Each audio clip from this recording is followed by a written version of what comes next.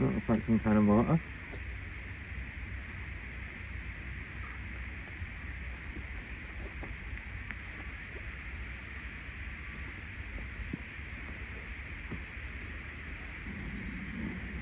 And we've got another one of those things.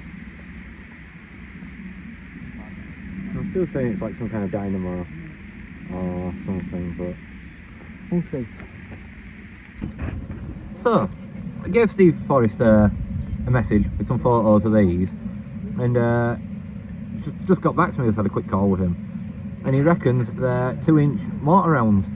So yeah, they're the first ones I found. But they're completely empty. I was noting them, and yeah, they'll basically just be going in scrap, I reckon.